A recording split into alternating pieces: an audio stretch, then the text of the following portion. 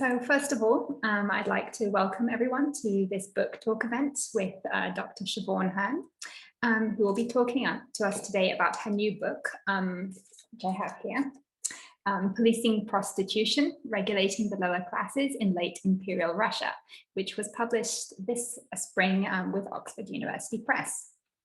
Siobhán is a Leverhulme Early Careers Fellow in the School of Modern Languages and Cultures at Durham University in the UK.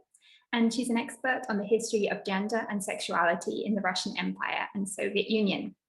And we're very happy to welcome her today to Tartu in virtual format for this event. I'm going to be your chair today. My name is Dr. Catherine Gibson, and I'm a research fellow in church history in the School of Theology and Religious Studies at the University of Tartu. My research focuses on the history of science, cartography, and Russian imperial policy towards religious and ethnic minorities in the Baltic region. So in this respect, this is where Siobhán and I have overlaps in our work. This event is being co-organized as part of my own research project currently ongoing, which is about counting and mapping religious communities in the Baltic provinces in the imperial era. And this project has received funding from the European Regional Development Fund and the Mobilitas Press program. This event is also being co-organized in collaboration with the National Archives of Estonia, whose collections played an important role in the research that Siobhán did for this book. So I will now hand over to Sven Lepa, who I believe is here, who will say a few words of welcome from the archives side. Yeah, hello everybody. I hope you can hear me. Yeah, I just wanted to extend a warm welcome to everybody from the National Archives, and thank Catherine for organizing this event, and also, of course, thank Siobhán for what's to follow. I mean, the photographs of Tartu prostitutes that you saw on the cover of the book, it's something that's pretty much a staple on tours in our archives that we, I guess, tend to show as a bit of an oddity mostly. So it will be wonderful to get a little bit more context today. So thank you. Thank you, Sven.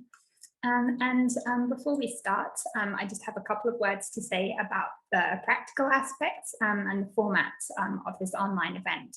So first of all, just to let you know that this event is being recorded. So if you prefer not to be visible, you can just turn your video off.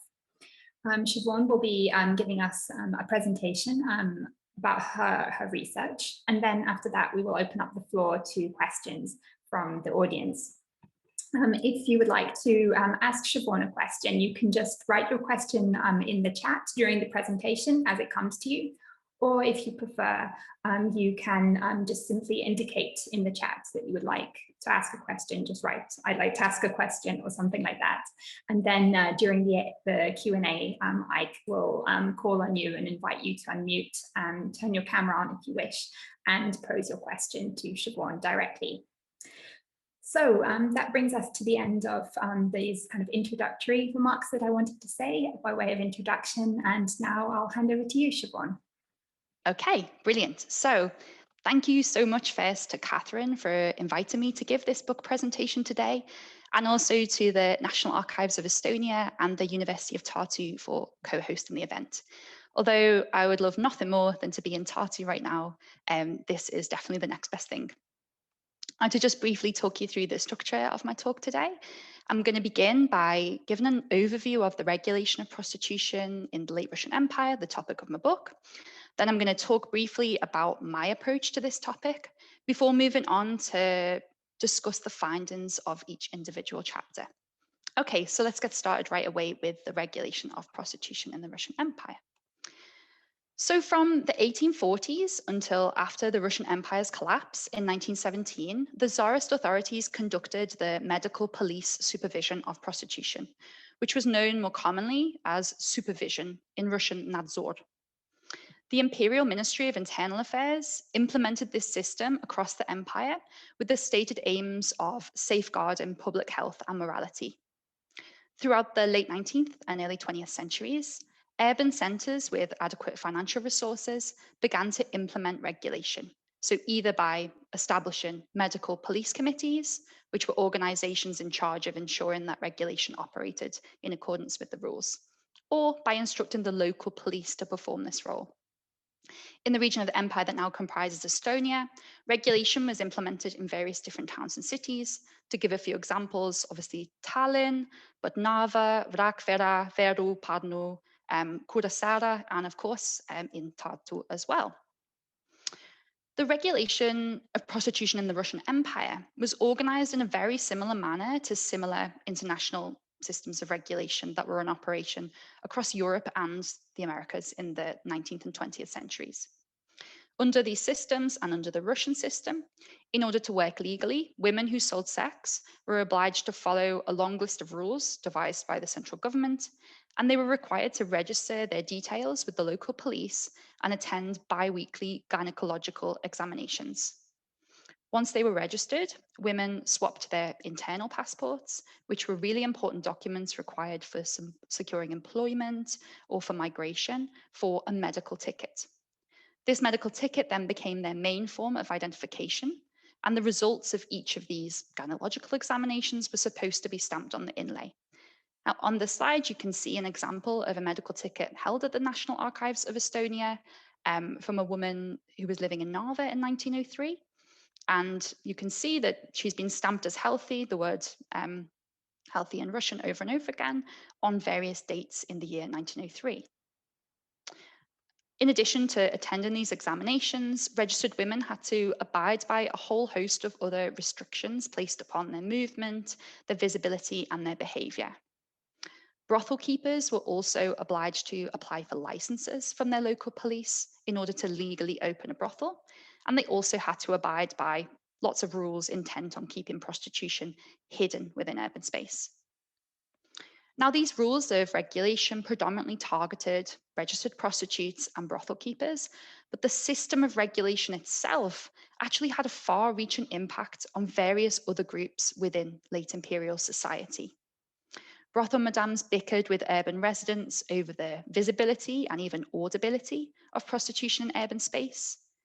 Poorly paid police agents forged advantageous financial relationships with registered prostitutes and their managers.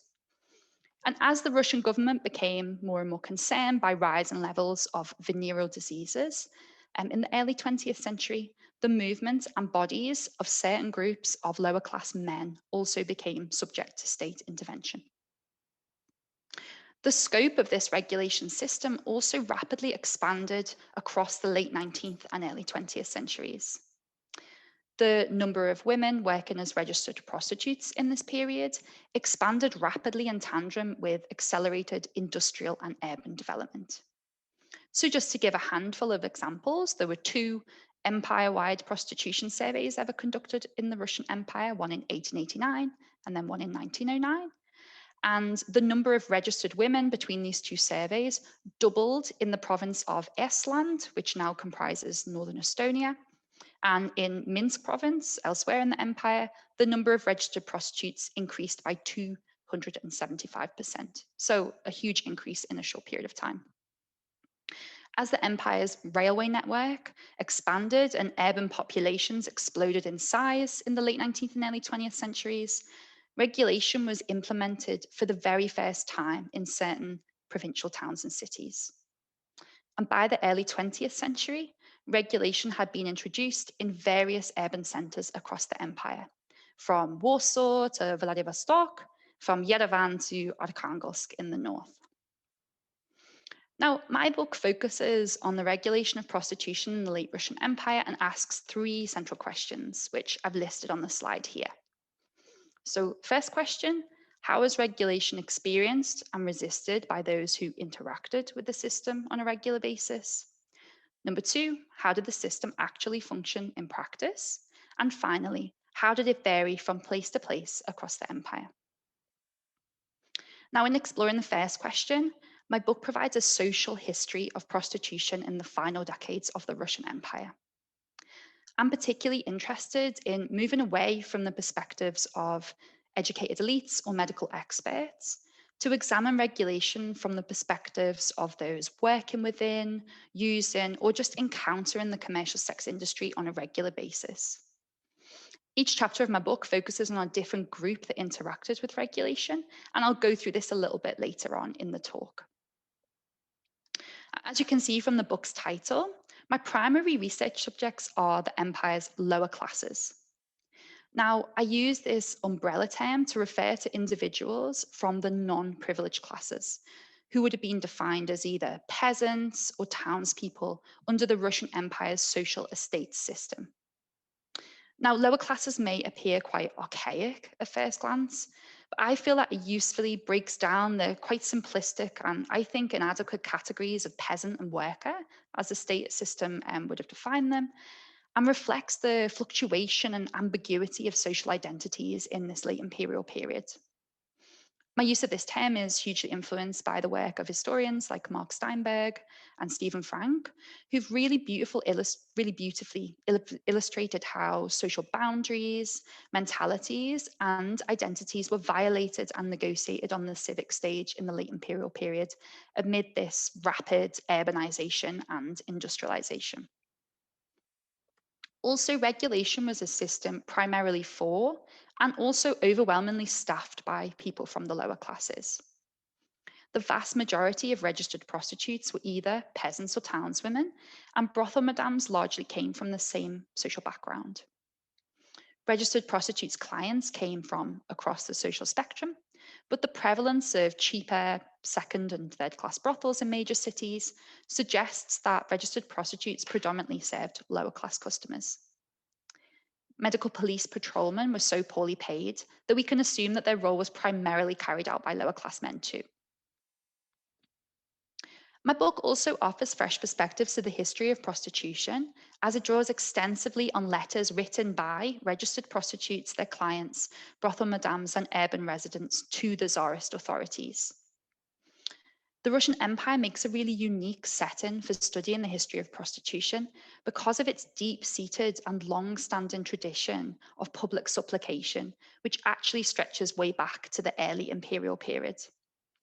In the late imperial period, writing and submitting a petition, referred to by the authorities in the Russian terms prashenie or zaявlenie, was actually an effective method for airing grievances and requesting some form of state intervention. Using petitions to examine how regulation was experienced and resisted allows us to move beyond these perspectives of elite observers and explore the various creative rhetorical strategies employed by lower class people in order to achieve specific ends, and also the multitude of ways in which lower class people sought engagement with the Russian imperial state. Now, as I mentioned earlier, my second core concern relates to how regulation actually functioned in practice. Now, the very short answer is regulation was much more messy in practice than the central government cared to admit. In my book, I argue that regulation was not just this state policy enforced from the top down, and registered women were not objects of state policy who passively accepted regulation, and instead many sought to negotiate the rules to achieve their own ends in various ways. For example, some registered prostitutes wrote to the authorities threatening to work illegally if their demands were not met, and others went on strike for better working conditions during the 1905 revolutions in the cities of Vilnius and in Yaroslavl too. Local authorities were often financially dependent on the money that they got from prostitution in the form of taxation from brothel madams and also bribes from registered prostitutes, which meant that the rules of regulation were often not enforced in the way that officialdom attended. The empire's chronically understaffed police force didn't really have the resources or often even the desire to implement these strict rules of regulation. And the imperial authorities also relied very heavily on ordinary people to help enforce their own ambitious policies. And the evidence that I've uncovered suggests that ordinary people were not as invested in the professed medical and moral benefits of regulation as officialdom hoped. So in short, there was a huge gulf between state ambitions and the corresponding reality, which is a well-explored theme in the context of Russian imperial history, but also in Soviet history as well. Now, finally, in tackling the last question on my slide, how did regulation function from place to place? I look at the significant variation in the application of regulation policy. Looking beyond the metropole of St. Petersburg, I feel, is essential in order to understand the application of empire-wide policy. And this is especially important with the regulation of prostitution. Provincial administrators and local police forces were in charge of funding and implementing regulation. So the extent to which the rules applied very much depended on local priorities, as well as the social, economic, and even environmental characteristics of a particular place. To examine this significant regional variation, my study focuses on regulation in the northwestern provinces of the empire. So namely the imperial provinces that now comprise Estonia, Latvia, also Lithuania, and to a lesser extent the urban centres and surrounding provinces of the town of Arkhangelsk in the north, but also Moscow, St. Petersburg, and Minsk too. Focusing on the northwest and predominantly the Baltic region helps to shift this history of sexuality in the Russian imperial context away from the imperial centre. And I believe this is especially important because capital cities are often anomalies in the history of sexuality. They're home to the most varied entertainment opportunities, socially and ethnically diverse populations, and developed policing apparatus. So metropoles actually offer specific opportunities for sexual expression and regulation that often don't exist to the same extent in smaller towns and cities.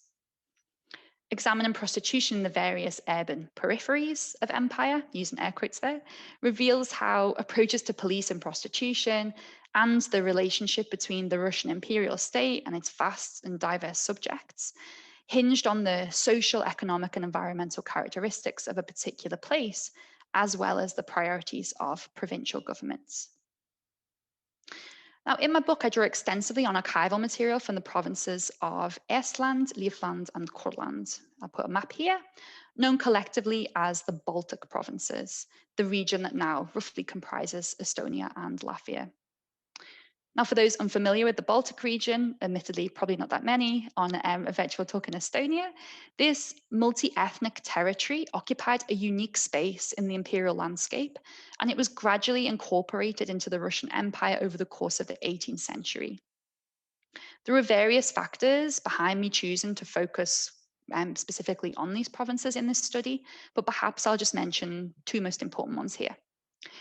So first of all, literacy was far higher in the Baltic provinces than other regions of the empire, thanks to the region's strong ties with Lutheranism and the tradition of rural school networks that stretched back to the 18th century.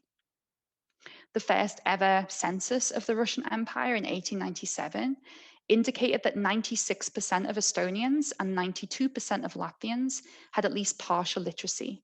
And this is compared to an overall empire-wide average of around 21%. This great illiteracy is also illustrated by the sheer volume of correspondence between inhabitants of the Baltic provinces and the Russian imperial authorities, as there are thousands upon thousands of letters preserved in the National Archives of Estonia and the Latvian State Historical Archives too. Now, my second reason, more personal, in addition to this methodological consideration, I just absolutely loved working at the National Archives of Estonia, so I kept coming back, and it went from there really. Okay, so now I've outlined my approach. I'm going to move on to briefly discuss the findings from each chapter. So as I mentioned earlier, each chapter focuses on a different group that interacted with the regulation system to provide a panoramic view of the commercial sex industry in the final decades of the Russian Empire. So the first chapter explores the lives and challenges of women who sold sex in the late Russian Empire by looking at the various different ways in which registered prostitutes defined themselves and how they were defined by those in authority. Now, in this period, some women who sold sex were urban workers who fought for their rights to be upheld and called out the illegal application of regulation policy. Just to give one of many examples, in 1908, 16 registered prostitutes penned a collective furious letter to the police chief of the city of Brest, which is now in Western Belarus.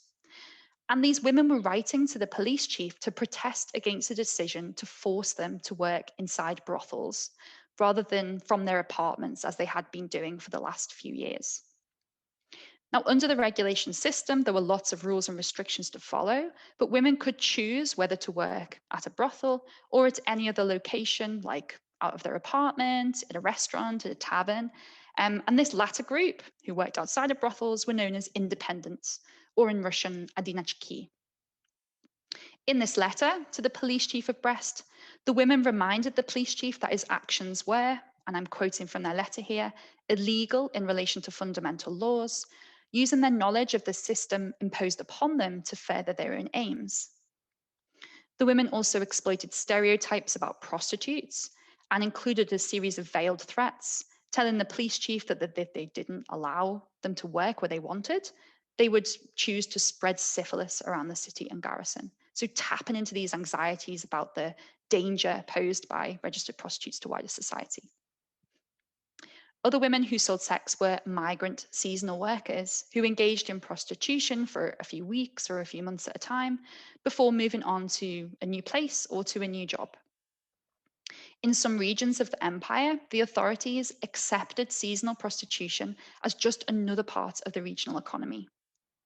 So, for example, in the city of Arkhangelsk, which is just outside the Arctic Circle, the police allowed women to register en masse from the police lists when the port froze over each autumn and when the commercial activity of the city declined, and seasonal workers across Arkhangelsk traveled to the interior provinces in search of work. Now, these same women who left the police lists when the port froze over would then re-register in the spring once the port had thawed.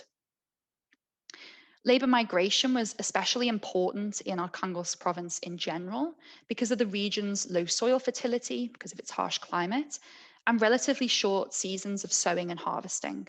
And it appears that these environmental considerations actually coloured approaches to policing prostitution in this region. And finally, not all women who registered as prostitutes did so willingly. The imperial police often conflated extramarital sex with prostitution and registered women as prostitutes against their will. Forced registration was particularly common in Riga in the early 1900s, as policemen patrolled parks, taverns, and hotels looking for women suspected to be engaging in extramarital sex, after which they confiscated their internal passports and then forcefully registered them onto the police list as prostitutes. Arguably, this practice of forced registration can be regarded as an official attempt to kick back against the increasing individualization and anonymity of urban life amid this urban explosion in the early 20th century, as well as the perceived disruption of the patriarchal gender order and perceived widespread moral decline brought about by mass rural to urban migration and by urbanization in this period. Now, whatever the police's aim, these women didn't passively accept forced registration and instead wrote really furious letters to the police demanding their deregistration and the return of their internal passports. Hundreds of these letters are preserved in the Latvian State Historical Archives, and they reveal the various sophisticated rhetorical techniques employed by lower class people to propel the Tsarist authorities into action, including their appropriation of state discourses that drew this binary between so-called honest women on the one hand and so-called debauched prostitutes on the other, as well as circulating discourses about gender, sexuality, and morality that were popular in Europe at this time. Okay, so this is chapter 1. In chapter 2, the next chapter, focus shifts onto men who paid for sex. The Russian imperial state devised the regulation of prostitution as an outlet for male heterosexual desire, but the authorities were largely uninterested in the behavior and bodies of the vast majority of men who paid for sex. The rules classified registered prostitutes' bodies as the chief site of venereal disease control, and the examination of clients was never mandated on an empire-wide basis. Because of this, it's really difficult to establish a typical profile of a client in this period, but we can deduce from other information that we have available that most of them hailed from the lower classes. Urban centres were male arenas in the late imperial period. Meager wages and the rising cost of living in cities meant that many male rural to urban migrants left their wives or girlfriends behind in the countryside, which created thriving demand for the commercial sex industry. Across the empire, city authorities ranked brothels into three-rung hierarchy, and the classification dictated their opening hours, the price per visit, and the amount of tax due to the police. Now, the majority of brothels across the empire were categorized as third class or second class. So, for example, in St. Petersburg, almost 3/4 of brothels were second or third class, and 2/3 were in Riga as well. Even if it is difficult to survey clients in general, the Russian Empire's long-standing tradition of public supplication made men who paid for sex more visible both to the state and to the historian. Oh, very sorry. Can I just confirm that people can still see my PowerPoint presentation? Ah, there we go. Sorry, had a problem with Microsoft loading itself, of course. So this tradition of public supplication made men who paid for sex more visible to the state and to the historian.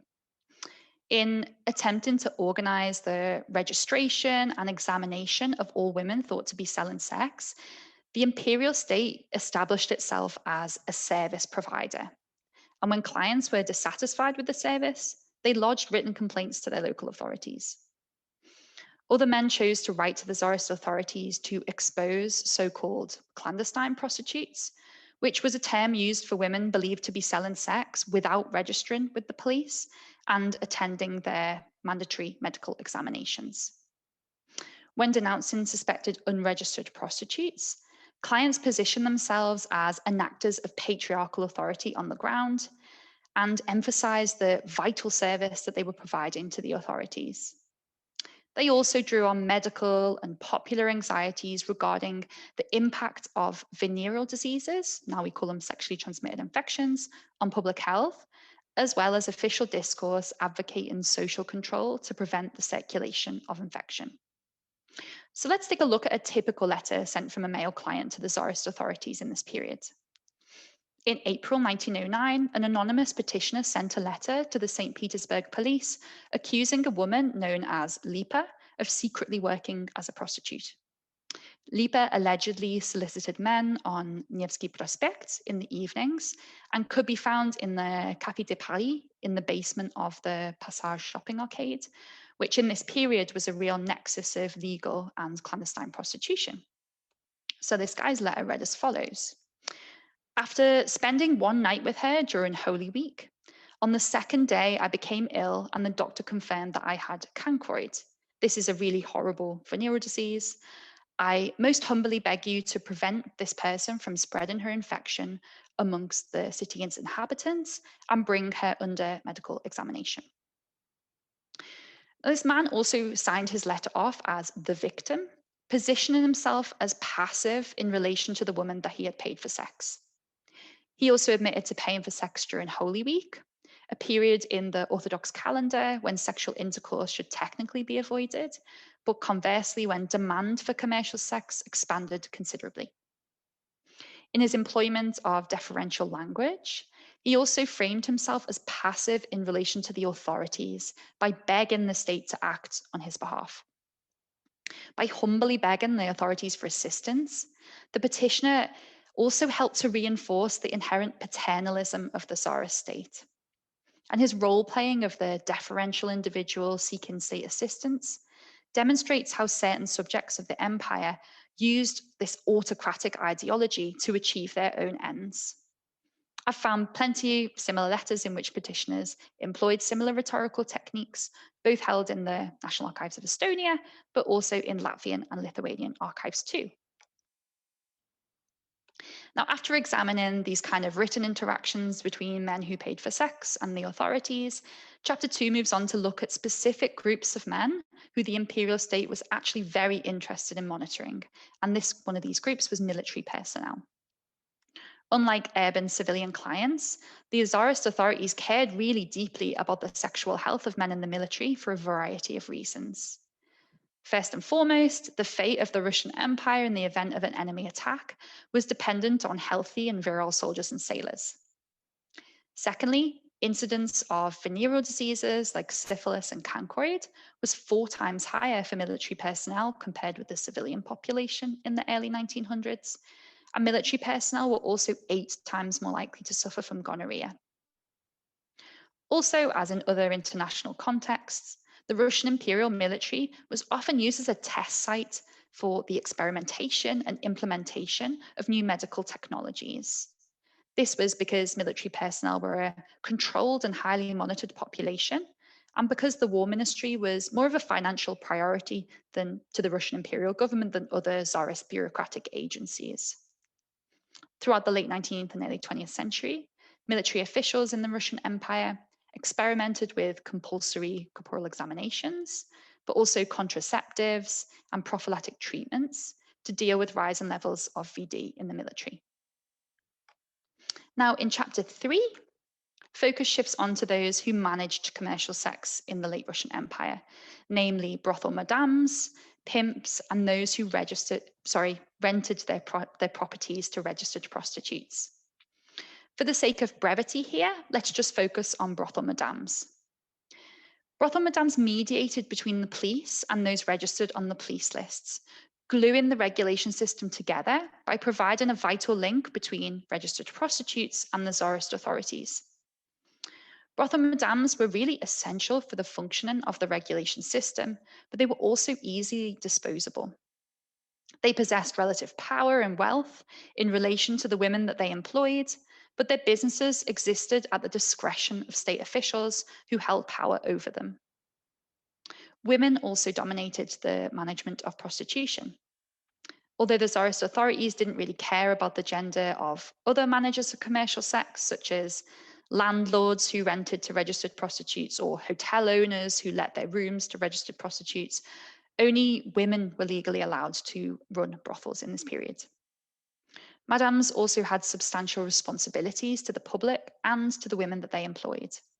So the empire-wide instructions for police and prostitution demanded that madams followed a list of 33 regulations compared to just 11 for registered prostitutes. These 33 rules prescribed various roles to brothel madams, such as guardians of public health, watchdogs and enforcers of the migration regime of the empire, and money makers for the local government. Like other imperial subjects communicating with the Tsarist authorities, they also replicated state discourses in order to achieve specific ends. So to give one example, prospective Madame Maria Lessenberg did so when she petitioned her local authorities for permission to open a brothel in Verona in 1914. She began her letter, which I quote from here. Currently, there is not a single brothel in Verona, which is very harmful for health of the residents of the town.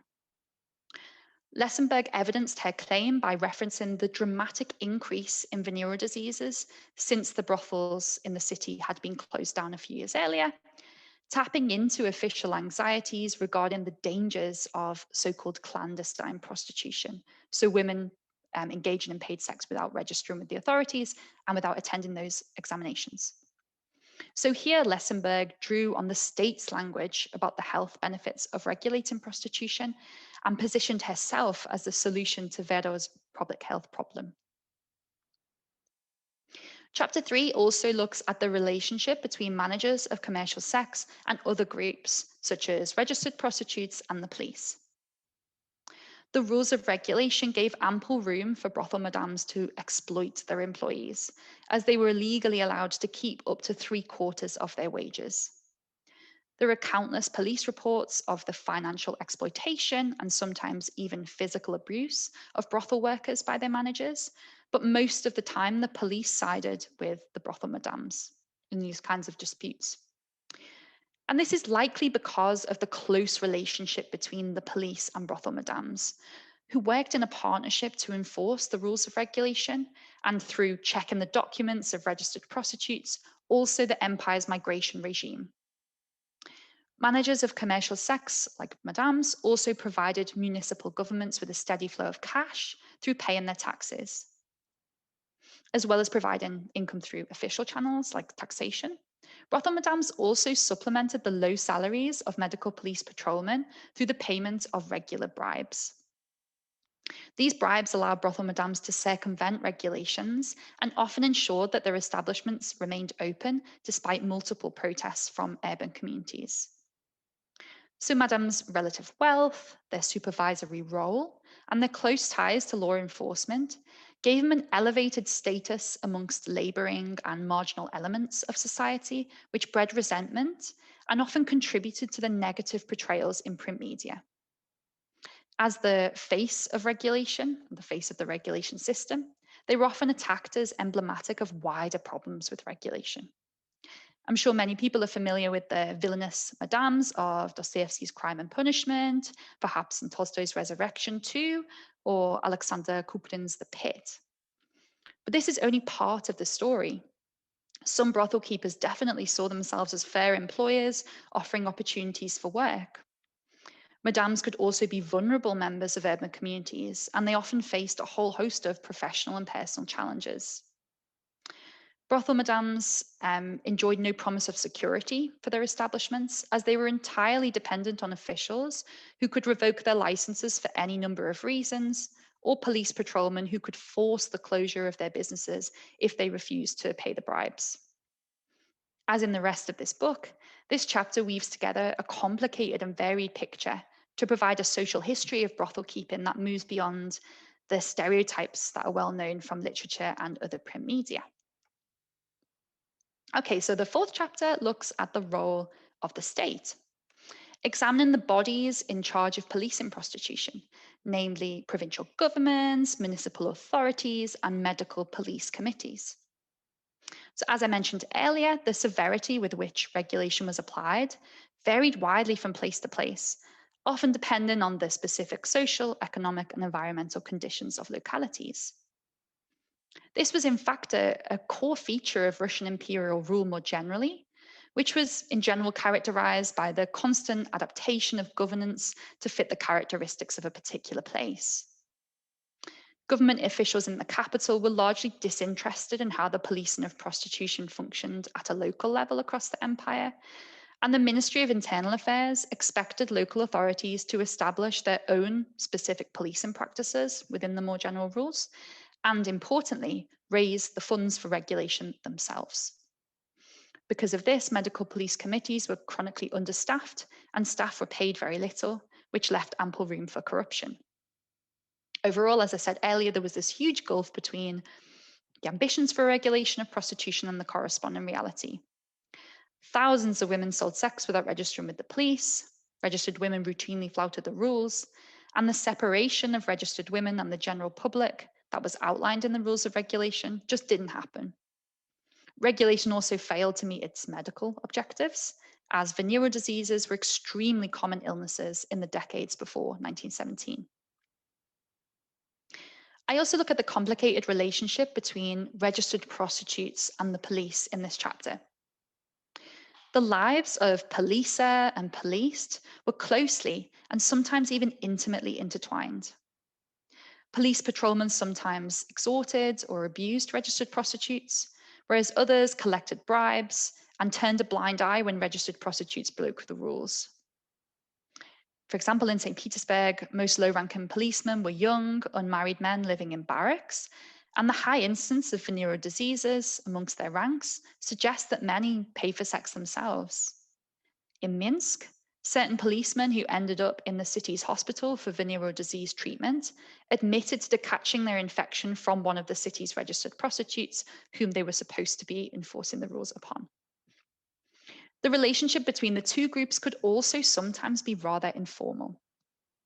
For example, in Riga, registered prostitutes wrote short messages to the police in Latvian, German, and Russian, admitting that they were going to miss their medical examinations or simply that they were removing themselves from the police lists, both activities that violated the rules of regulation and disrupted this kind of ideal relationship between policer and policed, and for which a woman could be punished. On the right-hand side of the slide, you can see a tourist-style postcard of Riga's Bastion Hill, which was sent to the Riga police in November 1912 by a woman with the surname Bruckmann, just removing herself from the police lists. I Can't remember exactly what it says, and it's a little small on my screen, but I think she says, "I've left Riga. Don't look for me, I've left Riga." In another letter from August 1912, a woman called Mina Schimderfeld traveled 150 kilometers east from Riga to Goldingen, now Kuldiga in Latvia, to stay for a few months. In the October of that year, she wrote to the committee explaining her absence and lack of contact, and I'll put her letter on the screen here. So Mina said, "Sorry that I did not tell you where I'm living earlier, but I could not find anyone who could write in Russian, so I've had to write myself. Sorry the writing is so bad, but I only know German and Estonian. I went to the doctor in Riga on the 10th of August, and I went to Goldingen on the 12th of August. It was a Sunday, so I didn't write to you as I thought the committee would be closed." So you can see this informal relationship here, and Mina shouldn't have worried really about writing in German or Estonian because there's correspondence in plenty of languages held in the archive, and we can assume that many officials would have been bilingual and able to do rough translations themselves. So overall, limited resources and the police's inability or unwillingness to enforce policy meant that regulation consistently failed to meet these medical and moral objectives that were outlined in policy. Okay, I'm just going to go to my other slide. So if regulation was chronically underfunded, understaffed, and ineffective during peacetime, war greatly exacerbated the situation. Now, in my period of study, there were two major conflicts. The first was the Russo-Japanese War of 1904 to 1905, and then the First World War. The Russo-Japanese War was a disaster for the Russian imperial state, resulting in significant losses of human life, huge territorial losses, and billions upon billions of rubles of debt. Mass mobilization of men from the western provinces to the eastern theatre of conflict increased the visibility of prostitution along the Trans-Siberian Railway, but the central government refused to provide any additional funding to assist local municipal authorities in implementing regulation in various towns, cities, and railway junctions in Siberia. So places like Orenburg, Chita, Chelyabinsk, Krasnoyarsk, and Irkutsk have a huge increase of prostitution in this period, but the authorities really struggle to impose any control over the situation because of the lack of funding to do so. In this war, also hospitals were stretched beyond full capacity, which meant that the inspection and treatment of registered prostitutes became less of a priority, and disease rates soared once again. 10 years later, during the First World War, amid social and economic chaos and colossal population displacement, the Tsarist government and the military authorities again struggled to control the movement of women who sold sex, as outlined in the rules of regulation. Countless police reports from the war bemoaned the fact that registered prostitutes entered restricted military zones, including military barracks, disguised as military nurses. Certain municipal authorities in the Baltic region attempted even to expel registered prostitutes from their localities, perhaps with this aim of limiting the spread of venereal diseases to prevent further hospitalization in this context of war. So the Baltic provinces of Estland and Livland were very important sites of industrial production in the late imperial period, and they were strategically significant as they were home to these ports of Riga and Tallinn. And after the German invasion of the nearby Kurland and Vilna provinces in 1915, the protection of this northern Baltic region became even more important. In October 1915, the Riga chief of police issued an order expelling almost 300 registered prostitutes from the city. The overwhelming majority of these expelled women hailed from the Baltic provinces, and they had Germanic surnames. So the deportations here hint at more general anti-German wartime sentiments. In winter 1915, the chief of police in Tartu expelled all registered prostitutes from the city.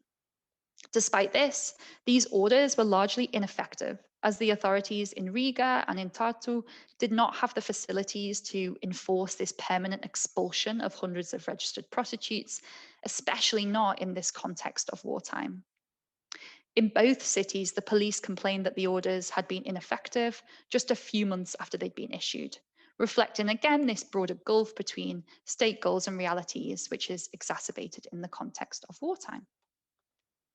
Now, the final chapter of my book, chapter 5, moves on to focus on what it meant to live in towns and cities in the late imperial period when prostitution was a visible component of urban life. One of the most contentious and frequently discussed aspects of the commercial sex industry in this period was the brothel.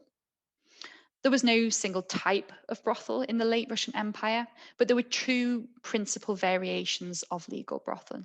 You had houses of toleration, so state licensed brothels, which were managed by brothel madams, and also houses of assignation. It's quite difficult to translate from the Russian domy svidania, it kind of means houses of meetings. But these were more informal locations where registered prostitutes could rent rooms to meet with their clients. In addition to these two sort of core variations, there were thousands of informal and unregistered sites of prostitution that operated without obtaining licenses from the municipal authorities. So things like bathhouses, restaurants, tea houses, taverns, that kind of thing. Depending on the perspective of landlords and tenants, brothels could be an irritating source of visual and oral pollution, a potent source of moral contamination, a threat to the traditional family order, or on the other hand, just another ordinary apartment indistinguishable from the rest. Landlords regarded brothels as everything from tenant repellents to valuable and reliable sources of income in this period. And because of this, brothels are really central to the urban history of the Russian Empire. And looking at the various ways in which urban residents reacted to them reveals the contrasting moral geographies of late imperial urban environments.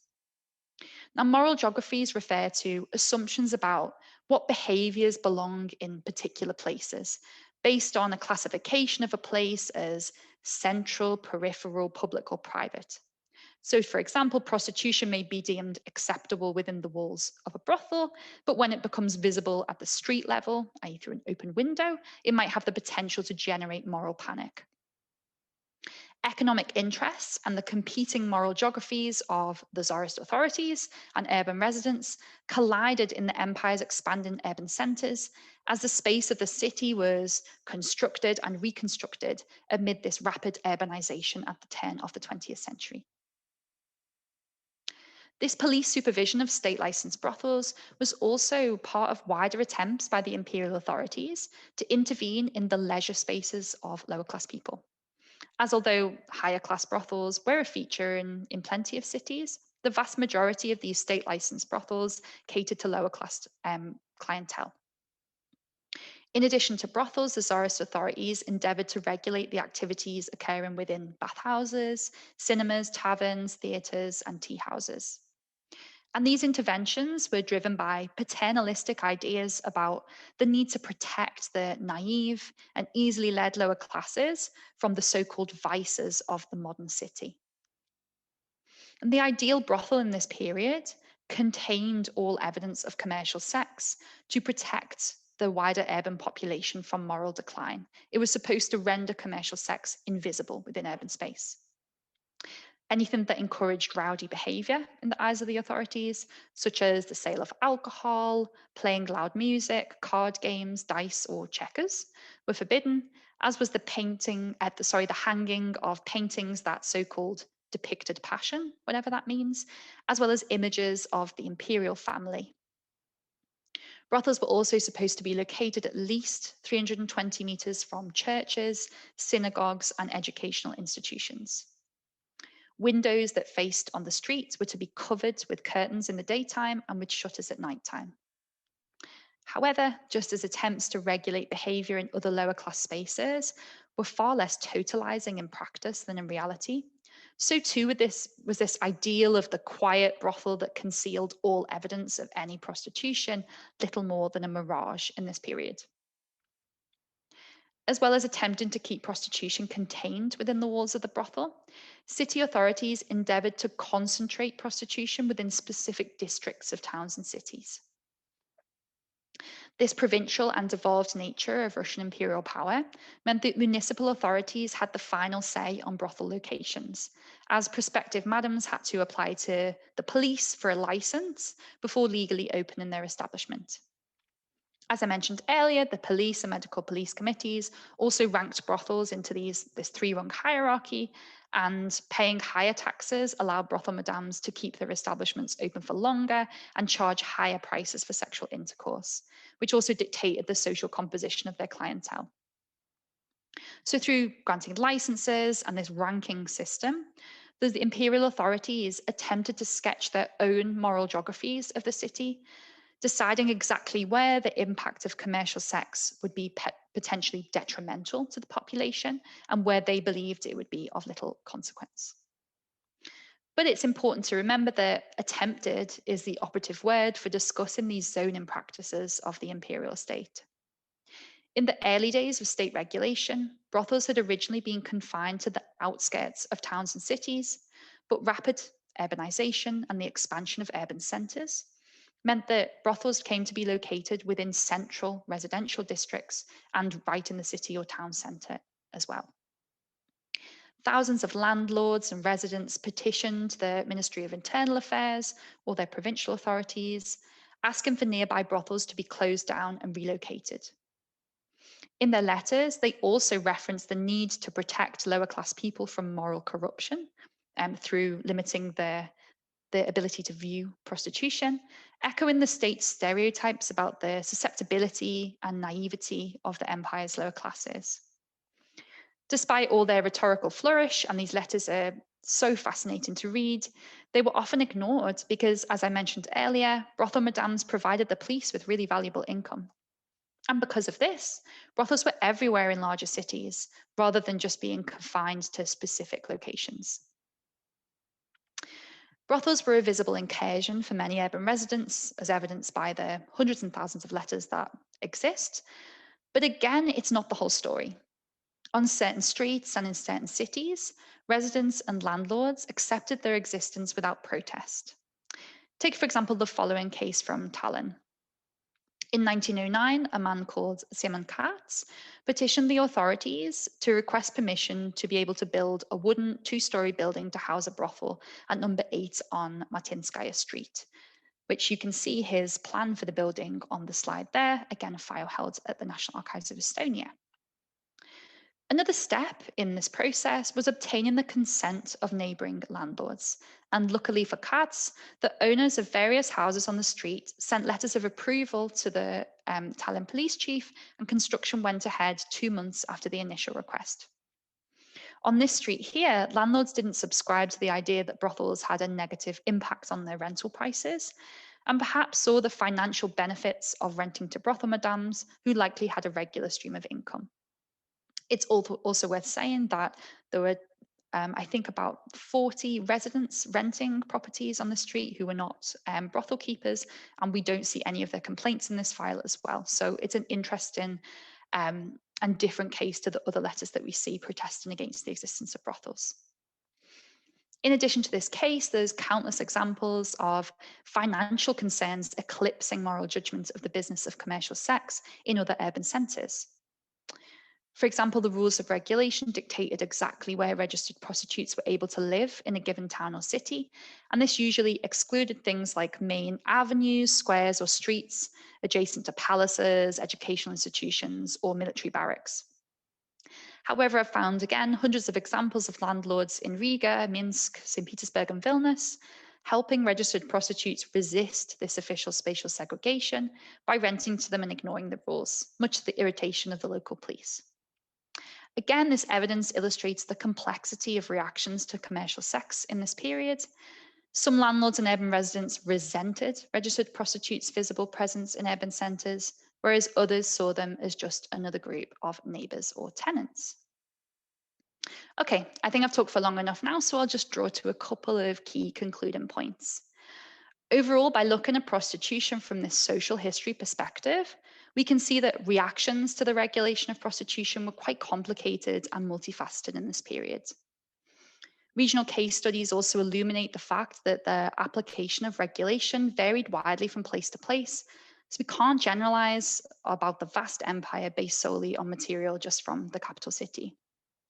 Finally, in looking at how the regulation of prostitution functioned in practice, allows us to explore this perennial theme of the chasm between state ambitions and the corresponding reality. Thank you very much. Thank you, Siobhán. That was, I think, a really brilliant panorama of all the research that you've done on the topic and the key arguments that you bring out on the book. So thank you very much for that. So now we have just over 30 minutes for question and discussion. So as I mentioned at the beginning, if you have a question, you can either type the question in the chat, or you can just indicate in the chat that you would like to ask a question, and then I will invite you to come and pose it. So we had one comment earlier on in the presentation from Jens Reiwald. Would you like to say something about that, or? I can read your comment, and then Siobhán, you can respond. So Jens writes that being a vice police in the early 1900s was like being a traffic policeman in the 1990s. You earned your salary from the subjects of your work. I would say absolutely yes. The salaries of medical police patrolmen are so low. In the Baltic city of Labava, which is now Liepāja in Western Latvia, the monthly salary of a medical police patrolman was 10 rubles, which is significantly lower than the sort of average daily or weekly wage of a male urban worker across various industries. So yeah, you are definitely making your money from the subjects of your policing. And these salaries are, I mean, I've only looked at my own case studies in the northwestern portion of the empire, but they appear to be around between 10 and 50 rubles a month, which is incredibly low in the late imperial period. So I agree. Did you want to add something else, Jens? Yeah. Oh yes, I can ask a lot. I read your book, Siobhán, and there was so many about northwestern part of Russian Empire that I have to ask, why did you do not name the book already that it is about northwestern part of Russian Empire, or about study about Baltic governorates and Lithuanian territory? So that's actually a great point. I think with the book, I decided to keep it more broad because I feel that the findings from the northwestern provinces can tell us something about the regulation of prostitution across the empire in general. We can't generalize based on this information, but it can answer important questions about how things function in practice, and perhaps act as maybe an invitation for people to research different parts of the empire in this way. And also I kind of kept the capital cities, Moscow and St. Petersburg, in the mix as well. And I also look at other Russian towns. So I felt it would be maybe disingenuous, and maybe people who are looking for a Baltic study may be disappointed. But the northwestern portion is absolutely my area of interest, and maybe it can encourage people to research other parts of the empire as well. We have another question from Natalia Alexion. Hi. Sorry. Thank you so much. I just didn't want to type because this is at least an illusion of a conversation this way. So thank you so much. And I was a few minutes late, so I apologize if I will touch on something that you precisely described in those minutes. Where did the model come from? I mean, you talked about the gap between the ambition and the practice, but when the ambition was formulated, what was seen as a model? And then the second question, I'm more familiar with the Polish territories, whatever was Congress Poland at some point. And I wonder if in your, and there are fascinating points that are similar, but I wonder if the ethnic discourse with some of the names that might have been Jewish or not, if that enters into the vision and the practice. But thank you, and I'm waiting for the book in the mail. Thank you so much, Natalia. That's really lovely to hear. Great question. So where did the moral idea come from? So the Russian system of regulation is actually modeled on the French system. So France implements this regulation of prostitution in the early 19th century. And this really is the inspiration for systems of regulation across the European continent and Russia. They actually, the MVD, the Ministry of Internal Affairs, references this French system when they implement regulation in the Russian Empire. The idea, this moral sort of discourse that accompanies this quite medical policy, definitely comes from the French system too. And it's all about hiding the more, from the official's perspective, unpleasant sort of contours of urbanization. So the negative consequences, as they would see, of urbanization away from public view. So the regulation of prostitution ensures that women who sell sex are kept in one location, all in theory. We know this doesn't actually happen, are confined to brothels and aren't as visible on city streets as if there was no policing whatsoever. So this moral idea comes from this perspective of protecting the public from witnessing the negative aspects of urbanization, and prostitution is definitely one of those. The French system is also implemented around the same time as improvements are made to the sewage system, and parallels are drawn by the two policies. You can see the kind of dehumanizing language that's used to describe women engaged in commercial sex, and how the sort of state priorities are the same about hiding the visibility of these negative impacts of urbanization. That was quite wordy, but I hope I answered. Yes, there's fantastic research on the Polish lands. Keely Stauder-Halstead has written this great book, which I love.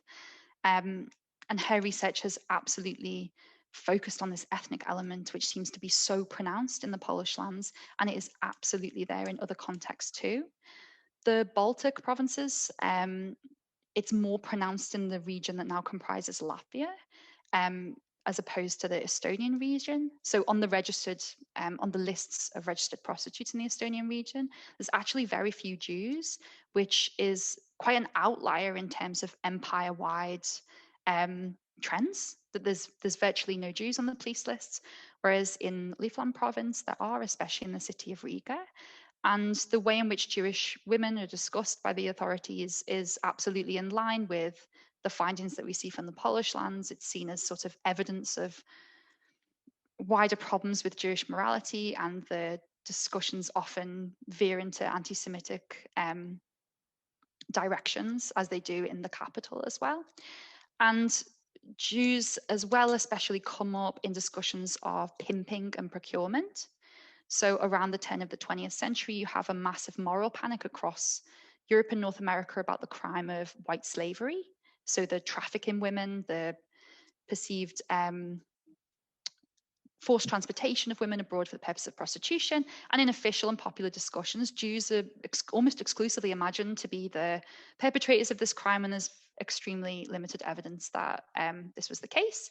And Russia participates in this discourse and really much leans into anti-Semitism here as well. And police discussions of procurement in St. Petersburg almost exclusively imagine all of the perpetrators to be Jews. So yeah, there are some currents that are similar, but interesting differences with the Baltic provinces too. So Nikki Carroll just says, thank you. And then next we have a question from Melanie Illich. Hi, Siobhán. Thank you for your talk today. I'm glad I eventually managed to catch you. I've missed several of your talks at other venues. You might have partly answered my questions already a little bit, but I wonder if you have anything more to say on things like how much information the yellow tickets, for example, that you've managed to track down, tell us about the temporality of prostitution as a sort of resort for women in times of their economic need, and that sort of, because you talked about sort of migrant and seasonal workers maybe turning to prostitution a little bit at some time. So, you know, is this something that women turn to when they're short of money, or is it something that, you know, they just do as for part of the year? And then that sort of leads on to a question a little bit as well about maybe the way in which the operation of the yellow ticket and the regulation system served, in fact, to professionalize or commercialize the sale of sex in a way that it might not otherwise have happened had not that regulation been in place. Okay, and I've got another follow-up question, but maybe I'll leave some time for other people to ask as well. Thank you so much, Melanie. It's nice to see you virtually as well. Thank you very much for your really good question. So in terms of the seasonal nature of prostitution, I can see often when I look at the regional case studies of cities like Tallinn or Arkhangelsk, for example, you see women re-registering as prostitutes, deregistering at different parts of their life. So the vast majority of registered prostitutes are in their 20s, and you often see a woman register as she arrives in a new city, will work as a prostitute for a few months, then she will deregister, do something else, and then she might come back at another period and do the same again. So it appears to be part of this patchwork of a woman's working life, and definitely a survival strategy for migrant workers, a straightforward way of making income when arriving in a new town or a city in this period. With regards to the professionalization question, this is a fantastic question, and it's something that I've been thinking about more and more, unfortunately, after I submitted the manuscript. But I feel that having a legal category of registered prostitutes that is accompanied by a specific type of identification and specific rights even within the system actually means that registered prostitutes become a really recognizable migrant working population in this period. And you see women engaging in collective action, which also insinuates that there's some kind of maybe professionalization is the wrong word in this context, but at least some kind of unity in the business, and that people understand that they have common concerns, that it's better to act together, if that makes sense. Yeah. And also with registered prostitutes as well, going back to talk about the rights that accompany the medical ticket, often the migration regimes of the Russian Empire, which were notoriously extremely strict, especially for women, can be circumvented by having a prostitute ID as opposed to an internal passport. So with women and internal passports, most internal passports were issued for short term, 3 to 6 months, and women had to return to their home regions and obtain the permission of their father, husband, or elder in order to have their passport renewed. Whereas registered prostitutes don't have to do this. So having this ID, actually, all of the maybe ostracism and other personal things that come with it, it does afford a certain level of increased mobility. So again, it's a way of creating a specific legal and occupational identity that I don't really see with other female occupations in this period, for example. That was a very long-winded way of saying, great question. Also, to sort of my follow-up question was, I wonder whether the tickets also allow you to build in some way a sort of social profile of the women who engaged in sex work. So is there any notion maybe that married women did this on occasion, or unmarried mothers maybe, or something like that? You've talked a little bit about age ranges, that older women engage in prostitution. If they lose their husbands and they're widowed, for example. Absolutely. So there's these two big empire-wide surveys of all women holding the medical ticket, one in 1889, one in 1909, but there's plenty of local surveys that can be found in different archives. And they do allow us to paint a kind of broad picture of the kinds of women that were registered on the police lists. Most of them are in their 20s and 30s, we know that for sure. But also there are women in their 40s, 50s and 60s engaging in prostitution, just smaller percentages. We also know that the vast majority were migrant workers. So most of them worked in the regulation industry, not where they were born, so in a completely different place.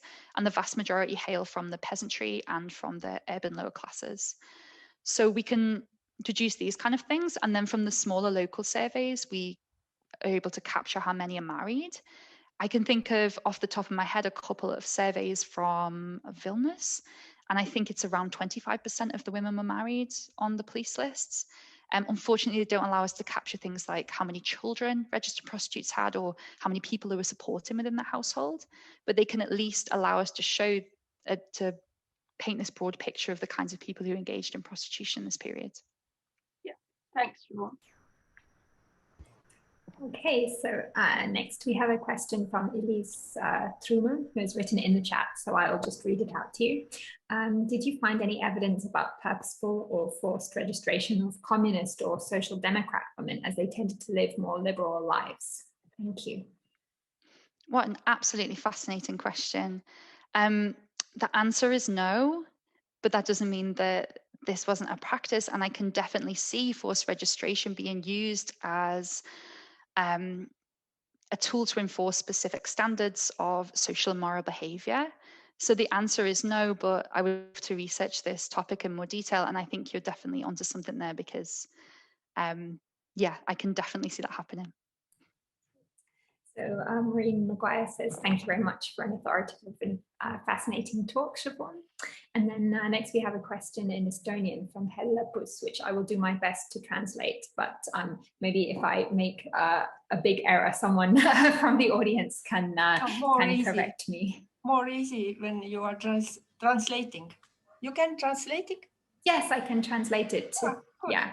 So, but yeah, you can maybe clarify if something's not right. So Hella is asking whether the prostitutes in Tallinn, when they were kind of moving in the social space, had some sort of signs or symbols to show, so that the madam could show if they were free or kind of offering. So I guess it's a question about the kind of this moral geographies of the last chapter that you were asking. And then she also adds the comment that her aunt worked in the archives of the yes, civil status deeds of something. Yeah. She said sometimes she said in cafe place was traditional keep like some length or some nails or some symbol to the legs, keep to the legs in cafe place. Mm-hmm. Example, yeah. One example.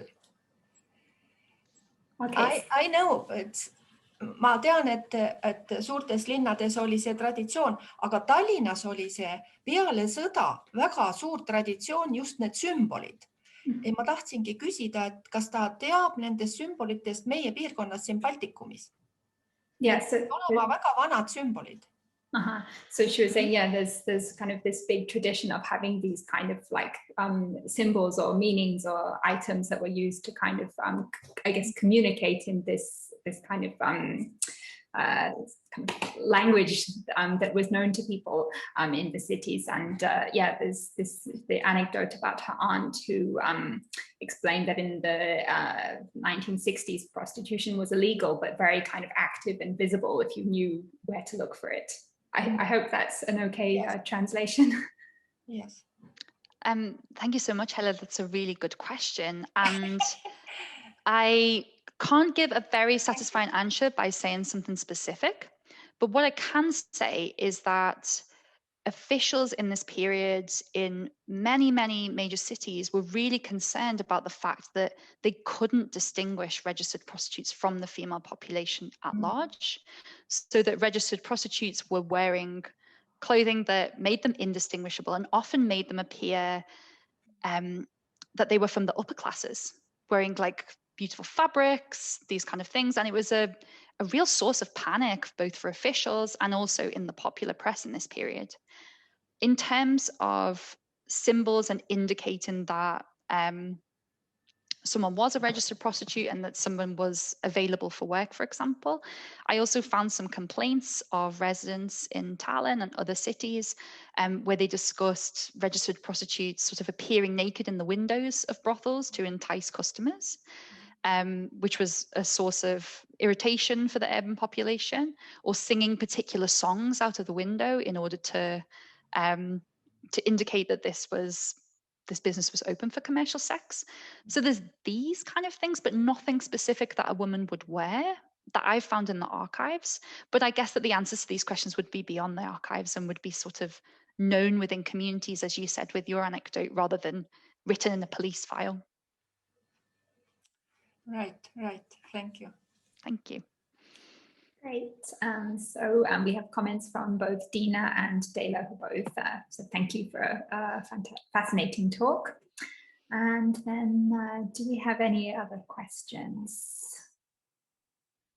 If not, I can jump in with, with a question. I was wondering about the role of medical professionals in this as kind of another group between they kind of existed between the prostitutes themselves and the Russian imperial state, and where they kind of fit into this broader schema. And then I wanted to ask you again, kind of returning to the point you made at the beginning about the Baltic provinces, like what are the kind of major differences you see, like through, in the Baltic provinces compared to these other kind of regions of the Russian Empire? Was, you mentioned things like this kind of high literacy rates and the kind of particular kind of social economic circumstances of the Baltic, but like how exactly did this actually result in kind of differences that you see that you can comment on in that way?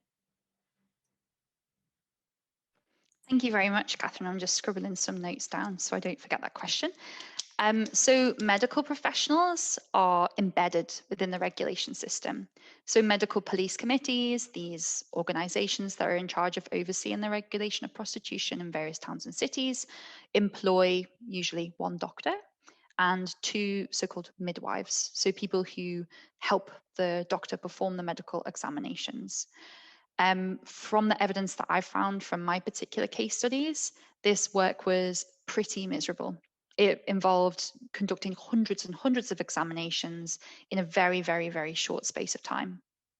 And medical professionals complained to the Tsarist police and to the authorities in general about the limited resources that they had, the very low pay that they had for this work. And also they weren't really that convinced by the medical benefits of regulation and actually saw it as not that effective method of venereal disease control, especially in the early 20th century where you have discussion of other forms of preventing venereal diseases to do with contraceptive devices and also prophylactic treatments. Regulation was kind of losing its authority as an effective method of venereal disease control, and doctors are really at the forefront of this criticism of the system. We also know that police and doctors had quite a tense relationship because this is a medical policy that was drafted by bureaucrats with no input from medical experts. So they're extremely frustrated. Doctors are extremely frustrated at the police, and the police are very frustrated at doctors for not preventing the spread of venereal diseases in the way that this system is apparently supposed to do. So they're very much part of the system, but they're also very vocal opponents of the system in this period. With regards to the Baltic provinces and the key differences that I see, I think I will mention three here. So the first is the literacy.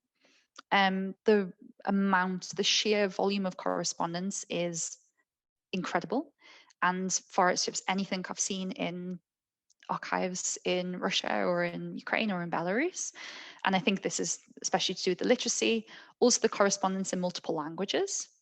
Even in regions of Russia where there are other local languages, you only really see correspondence in Russian. Whereas in the Baltic provinces, people write in Estonian, Latvian, German, and Russian, and officials provide translations of the letters usually as well.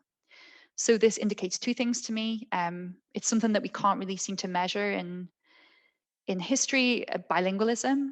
I think that especially in towns and cities where there's a strong contingent of Russian native speakers as well, it indicates to me that there's a level of bilingualism, which is absolutely fascinating and kind of an unintended consequence of this study. I never thought that I would be finding letters of this type. Another thing I'll mention is maybe more casual relationships with the police or more informal correspondence with the police in the Baltic region than elsewhere.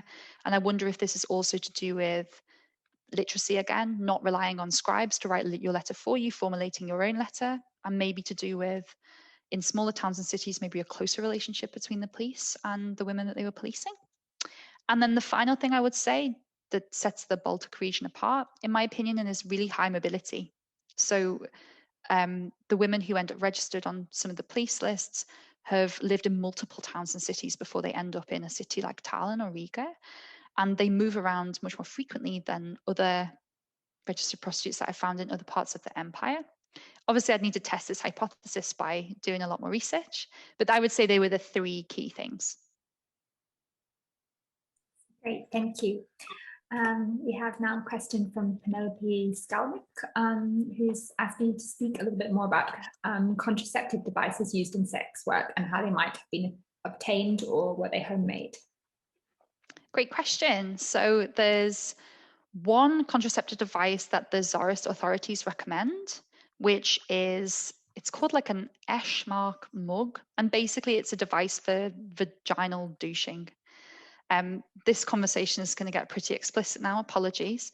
But this was the chief sort of state recommended method for preventing the spread of venereal diseases with registered prostitutes. And also they were recommended to wash their bodies with cold water after seeing clients. Now in the 21st century, we know that both of these methods are pretty ineffective, and doctors knew that they were pretty ineffective then too and complained about this quite a lot. In terms of contraceptives that registered women may have used that weren't recommended to them by the state, in the early 20th century, there's quite a few contraceptives that are available to buy. I'm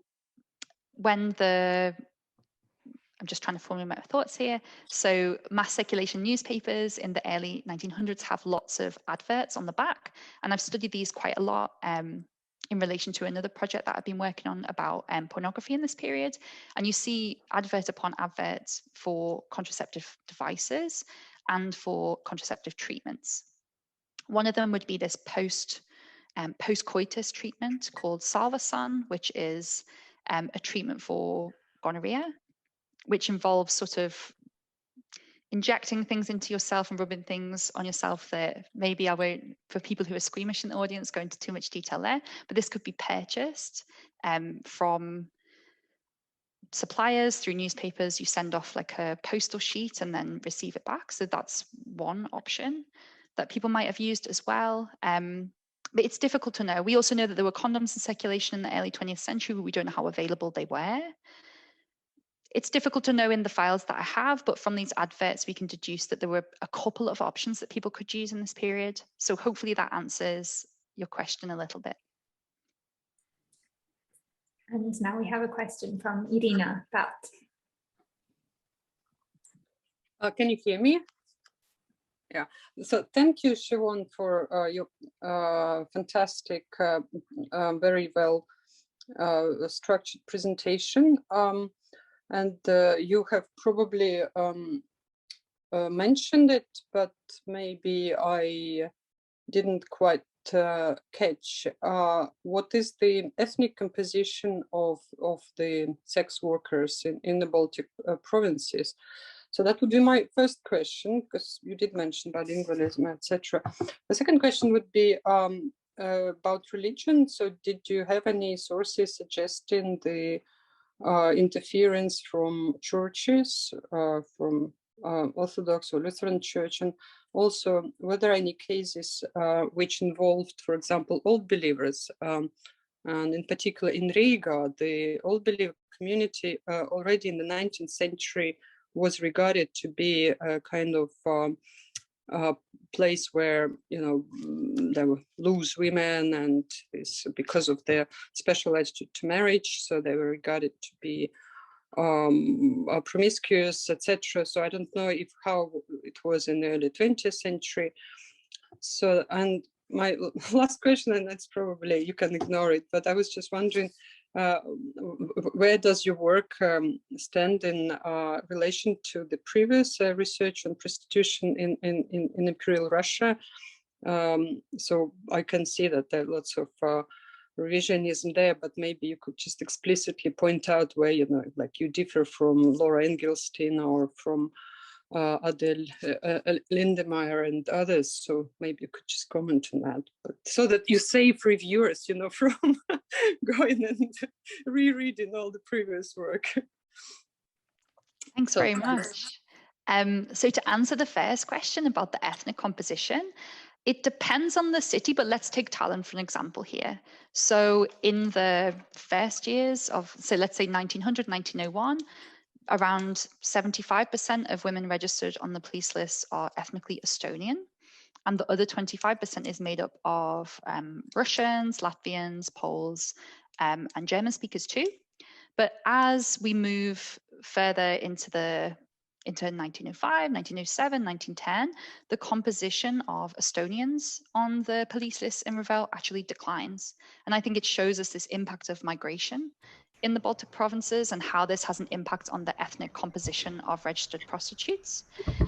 In Riga, I haven't found surveys specifically on this ethnic composition in Riga, but I would presume that similar patterns could be found there. They are in other cities of the Russian Empire too. We often see that the most dominant ethnic group in a particular city is not the most dominant group on the police lists, which again suggests this importance of migration in the history of prostitution. So your second question about religion is really, really interesting to me. The Orthodox Church have virtually nothing to say about prostitution that I could find. They don't intervene in matters of state policy. They do donate money sometimes to like charities that are dedicated to saving fallen women, like the Russian Society for the Protection of Women. But other than that, I don't really see much involvement in regulation at all, and that's interesting to me in general. I do see in the Baltic provinces specific Lutheran churches and synagogues as well will write letters to the authorities asking for brothels to be removed because they're too close to the church, they're violating the rules of regulation, or they're too close to the synagogue, or that the brothel's presence is causing concern amongst the congregants of those particular religious institutions. So that's where I see religion in my files, and also in some of the ethnic composition surveys of prostitution, we can see women broken down by religion as well, and we can make some conclusions there that migration is also playing a huge part, because again, the dominant religion in a given province often doesn't correspond to the dominant religion of the stated religion of a woman on the police lists.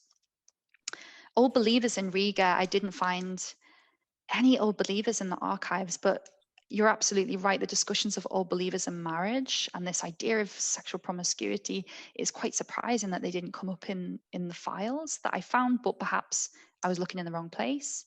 And perhaps there's evidence of this elsewhere. And then to the final question about, I can see Jens has said he found Old Believers in Tartu, so he will be able to help with that one. Yes, go on. I can say that I found some Old Believers in Tartu who were from Lake Peipus, but they were proportionally less than Estonian from Lake Peipus era. And about national proportion, I think it's when we take an example of Tallinn, there is a problem that about after 1906 or 7, Tallinn do not register properly prostitutes anymore, and so mainly in the register are brothel prostitutes who are outside of town, and local ones just hide themselves. Yeah, absolutely. It's a really interesting point to make, and I know that with your research you found interesting information about this ethnic composition in Tartu. I think it just depends so much on the place that we're talking about. But that's fascinating about the Old Believers, and maybe there'll be more in the archives if we were to dig a little deeper.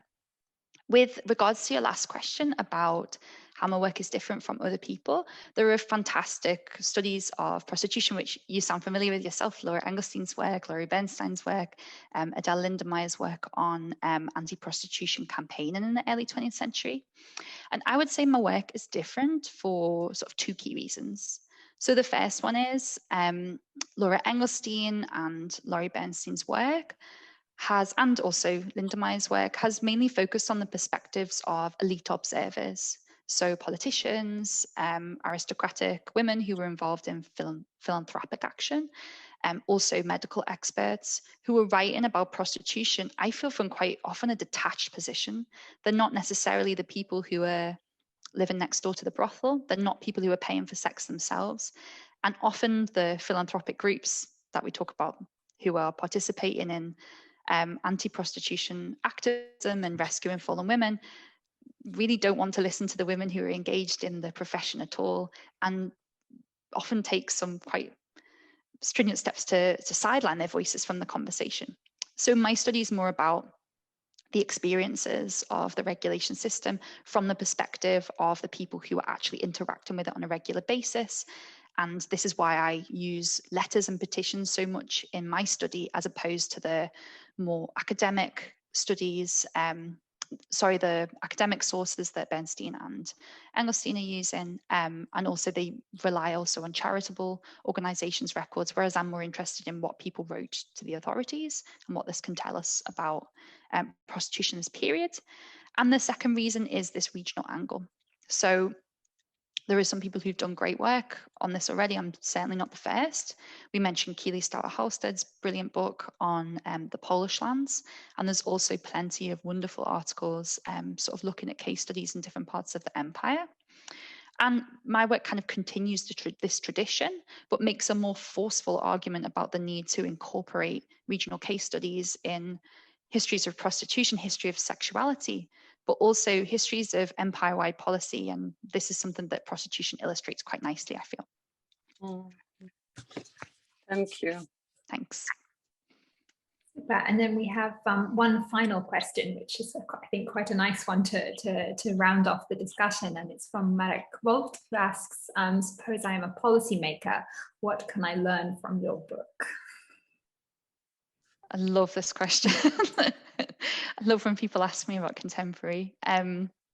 So what can we learn from this book is that regulation of prostitution was a spectacularly unsuccessful policy across the European continent.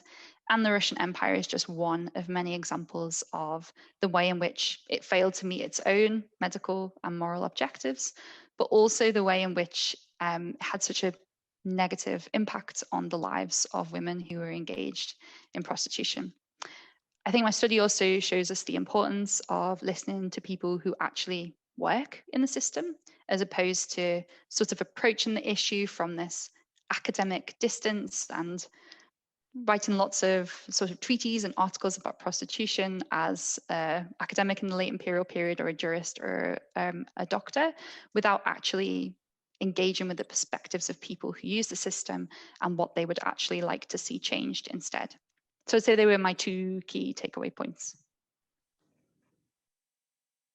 Brilliant. So I don't see any other questions. So I think we've had a really great discussion and touched on so many different aspects of your work. So I'd just like to end by thanking you once again for coming virtually to Tartu and to the University of Tartu, to the National Archives of Estonia, to share your work. And good luck with the kind of ongoing projects that you have. Thanks so much. Thank you, everybody, for coming.